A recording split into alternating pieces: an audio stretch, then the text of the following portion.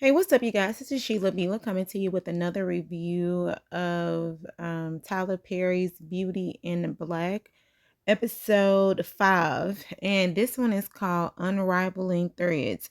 The synopsis says after Angel's world gets rocked, Kimmy reconsiders his idea. Jules pulls the family strings, and faced with a difficult choice, Mama's Listen, oh, Norman's suspicion grows.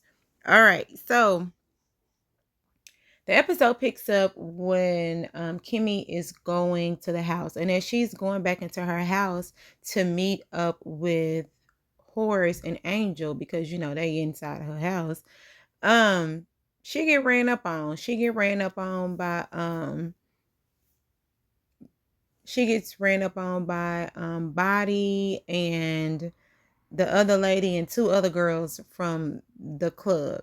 So they said they've been trying to call her all day, and Jules is gonna get her, and they hit her in the face, beat her up a little bit, put her in the car, and then they take her over to Roy's place.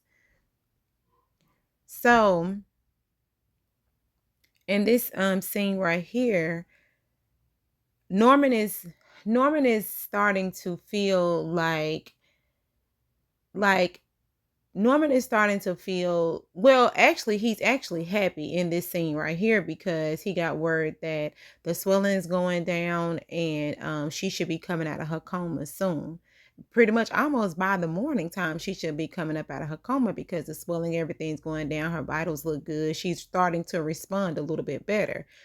And he told Jules, and Jules was like, "Oh, okay." And so Norman is like, have you heard anything? Like, I know it was one of them boys that did this, just really talking. And Jules is just like, "Are you sure?" I get to the bottom of it, but then he tries to kind of throw him off, saying something about a shooting that happened at the record place. And he was like, "But she didn't get shot, she got ran over." But he was like, "I'm just trying to put some things together, but he gonna find out, So he was just like, "Okay." And you could tell that Norman is kind of getting a little suspicious, but he just letting it ride for right now. So Jules leaves, and when he gets into his car, he ends up calling Mallerie on the phone. And so he gives Mallerie an update on what's going on. Mallerie said, "Oh my gosh, I'm so happy." And Jules was like, "Are you serious?" And she was like, she was being sarcastic. So Jules is like, "I'm just trying to let you know because, this could be bad." And Mallory's whole thing is, I mean, we got to do something because if she wake up, she could regain consciousness and all of that stuff. And I guess they trying to figure out a plan on what they can do. And also Jules says he's just going to go talk to her father-in-law to see if he can, I guess, get more insight on what's going on. So back over with Roy, Kimmy comes in and he tells her to take her clothes off, and then he degrades her a lot because he over here trying to pull on his ducker and he can't get off. And then he accuses her of calling his wife. She's like, "No, I didn't call my wife. I'll call your wife. Don't you got a password?" and all of that stuff. And so he starts degrading her, talking about, "You dumb. I bet you didn't even go to high school or college or whatever." And then he says it's hard to live his life and you don't know nothing about it. I'm like, child, your life is easy. You're just a spoiled little boy that's hooked on all these little booger sugars and privilege. So I guess. But then he turns around and say, "You too stupid enough to do something like that. Get up out of my room." So he kicks her out the hotel. So she's not feeling it because she just found out the information that her friend Rain is unalive. So she's just not feeling it at all because Angel finished up his session with Horus, and Angel was slick trying to still have a relationship with Horus, but Horus was just like, "Well, I'll let you know, I'll call you." And then Horus and Angel felt like Angel felt like Kimmy was being his pimp because Angel said, "Don't you give her a cut of my money?" And Horus was like, "No, I don't give her nothing." Like, no. So he said, well, I'll let you know. And then Angel did this weird thing where he trying to show himself off to Horus, and Horus looking at him like, yeah, I'll just like I'll call you later, whatever. So Horace ended up leaving. Horace sees Kimmy outside and asks Kimmy what's wrong with her. Kimmy is she's just out of it because her friend ain't here and she don't really care. She's just like, I hope you got what you looking for. I'm about to go up in this room. So she comes in the room, she's crying, and Angel looking at Kimmy and just like, so I'm not gonna let him touch me. All we did was dance, but he was coughing up blood everywhere. Like, that is some sick stuff. He just really downplaying the situation. We don't know what he did, but whatever he did, I don't know if he trying to downplay it or say he didn't like it. Cause I'm like, y'all was in that room for over an hour. Something was being done. But anyway, so Angel ends up getting this phone call, and it's his baby mama outside. He don't know she outside yet until you can hear the echo on the ox. And so Angel baby mama think that he and her cheating with another girl. So Angel has like one of those chargers. I think it's like blue or purple or something. One of them chargers. And she outside with a bat with her brothers beating up the charger, talking about he and her cheating with another girl. And telling Angel, don't come back around because my brother's gonna beat you up. Woo, woo, woo, woo, woo. So she was just like, yeah, dog, you turned up my car or whatever. So see, that's what happened. But after they leave, he goes back inside and he talks to Kimmy. He just like, I'm tired of this. I'm tired of this. And Kimmy's over there crying. He was like, I'm tired of this. He was like, we got to do something. Like, we got to do something. And then talking about he said, it doesn't make any sense. This man got a $1 million watch and I ain't got nothing. Like, I ain't even got money to keep my car and all this other stuff. And then he notices that, Kimmy was crying, but he really don't ask what's wrong with her. He just said, you over there crying, da, da, da, da, da. And she just said, let's do it. Let's do it. That means they gonna try to rob these people families, which I don't even understand how. Like, what? How y'all gonna do this? How y'all gonna do this? I really want to know how they gonna pull this out, because this is ridiculous. All right, so Jules goes over to Horus' house, and Jules tells Horus that Norman's wife is she gonna be woke soon. Like, she's doing better. They ain't no swelling. The swelling is gone down. The blood and is the subsided and all that stuff. So Norman was like, excuse me, Horus was like, okay, well, that's good. And then then he asked, well, would she be able to talk? And he was like, the probability of her remembering or whatever is slim to none, I guess, because of the swelling. I don't know, but once the brain gets the healing, then there is a great possibility that she could hear, remember. And um Horace said, well, he'll take care of it because they done donated a lot of money to that hospital. And he says that some Peter guy owes him a favor. And being that Peter guy owes him a favor. And it's like, every time they mention a new person, Jules, his antennas perk up. He was like, Peter, such. And what kind of favors does he owe you? And then Horace was like, favors that collect bodies. I don't know. But he said, but he'll handle it. Because he said he didn't want it to get messy because he know, like, this lady wife, this dude wife be unalive. It just gets messy, but I guess he gonna handle it anyway. So back over at the hospital, a lady nurse comes in and it seems suspicious because she coming in all nice. She got a needle of some sort, putting it inside of her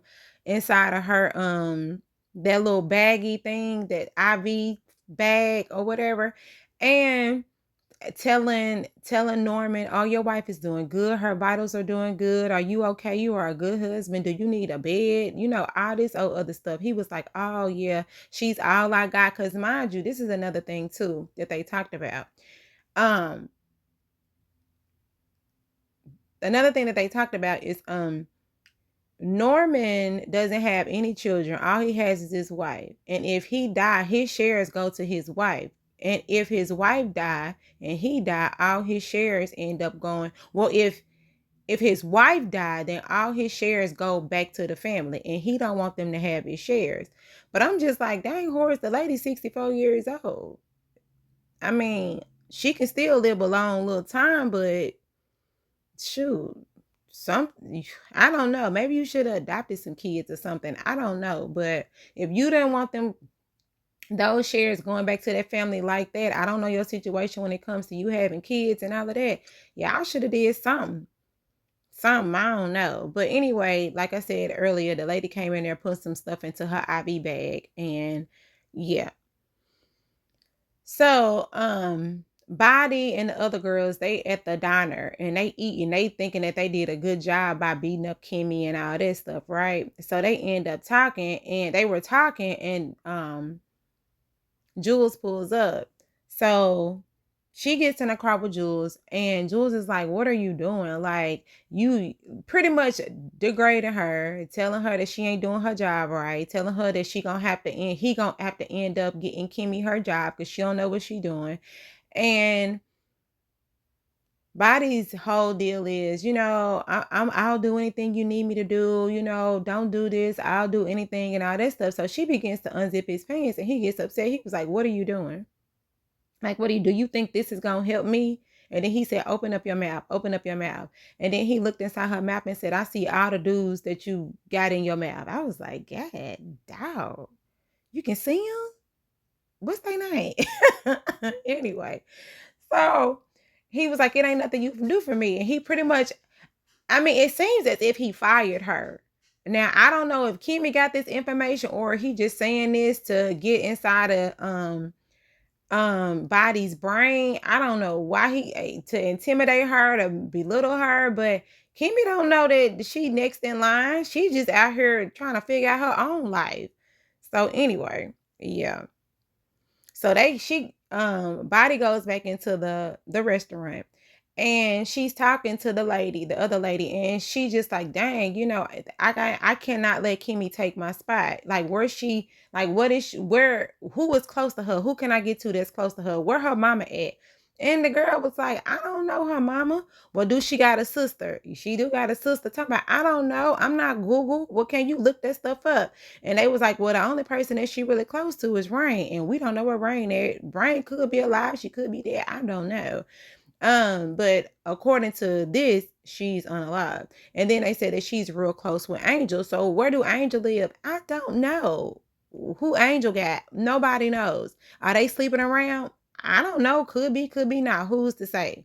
So they just really just trying to mess with people that Kimmy is close to. Okay.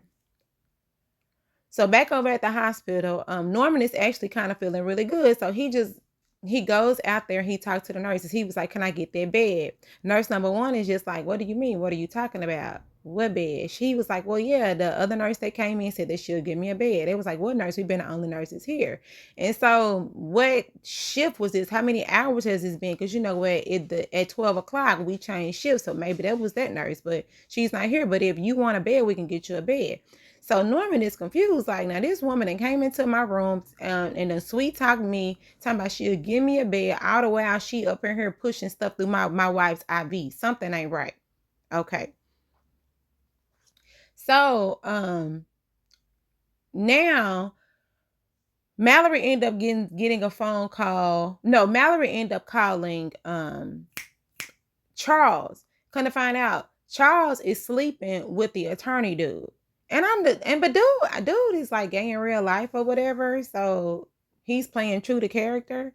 I mean, allegedly, that's what the word was out, that he was gay in real life. And then also too, I got a cousin, he gay, and he said he seen them performing at one of them shows. This was a long. This was when Tyler Perry was doing them plays. So I mean, allegedly, this when Tyler Perry was doing them plays, and my cousin said he be out all the time. So I was just like, oh, okay, or whatever. But anyway, that's beside the point. But yeah, but anyway, the attorney guy is sleeping with Roy. No, excuse me, Charles. And and the attorney guy is trying to tell Charles, like, you need to make a plan. Like, you need to make a plan. This company may be going under. You need to stop doing the drugs or whatever. And you need to start, you need to man up.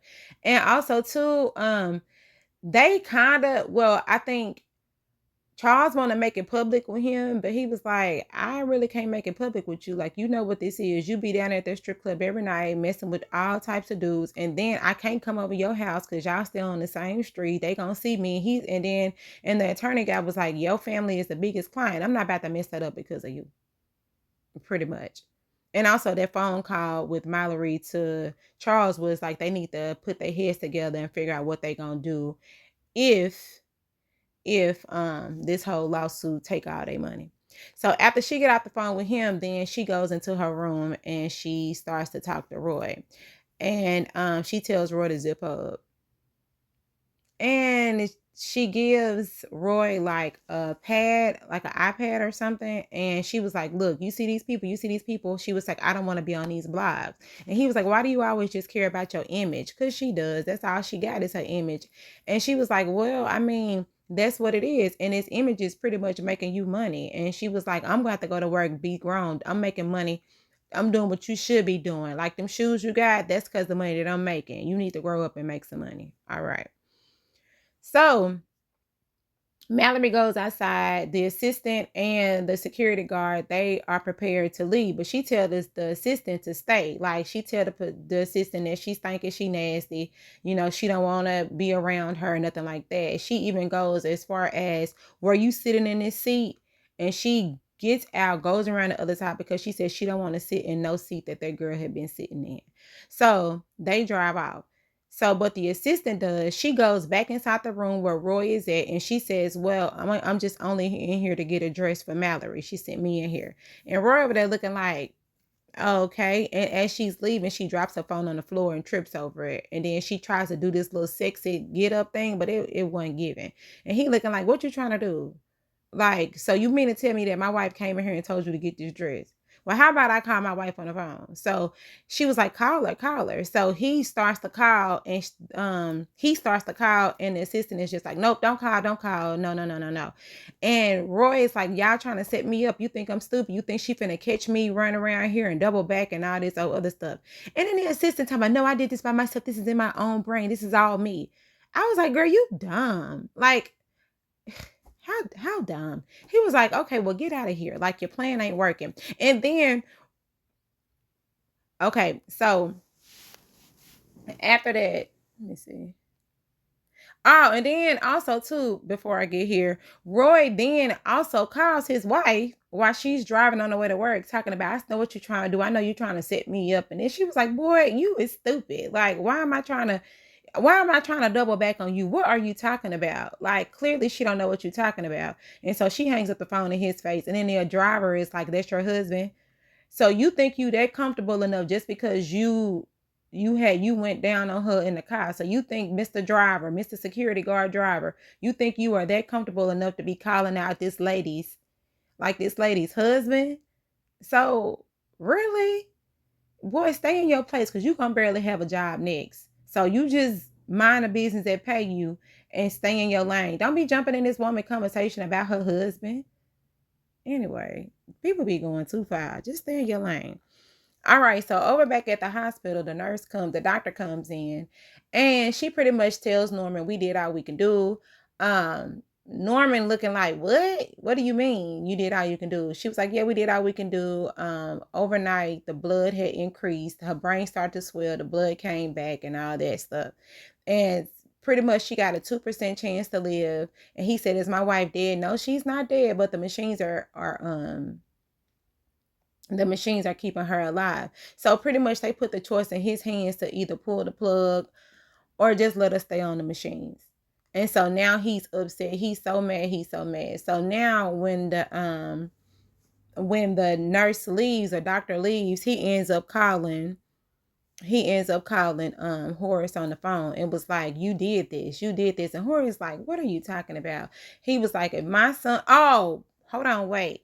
prior to him calling Horus, he ended up calling Jules, and he was like, I need you to help me get my wife out of this hospital. And Jules is like, what? Why are we doing this? He said, I need you to help me get my wife out of this hospital because, she may end up dying. She was doing fine. Now she not doing fine no more. And then Jules over there trying to take his time because he already know what's going on, but he over here being lackadaisical, trying to act like he don't know what Norman is talking about. So when he get out the phone, and then he says, well, I'll just take care of myself. Norman said, I'll just take care of it myself. So when he gets off the phone with Jules, he ends up calling Horus and telling Horus, I know what you did. Like, I know what you did. And Horus just like, what are you talking about? He was like, if my wife die, I'm going to kill both of your sons. And then Horus just like, well, look, don't make no threats. Just do it. Pretty much. And that's how the episode ended. Yeah, it was okay for what it was. I guess I'm more ready. I'm ready for them to really kind of get into it, just to go ahead and get into it, because like like I always say, like some of these things were a little bit too long. Like, come on, we don't have to spend this much time on old buddy and old dude in the shower. Like, we don't have to spend that much time on that. Like, we don't have to spend that much time on the assistant trying to seduce Roy. Like, we don't have to spend that much time on that. We don't have to, some of this stuff, it can be cut. Like, that should have hit the cutting room floor because it gets boring. It kind of gets boring. But hopefully it'll pick back up. I mean, it's still cool for what it is, but yeah. But anyway, y'all, this Sheila B. The Light. Comment and subscribe and let me know what y'all think. Bye.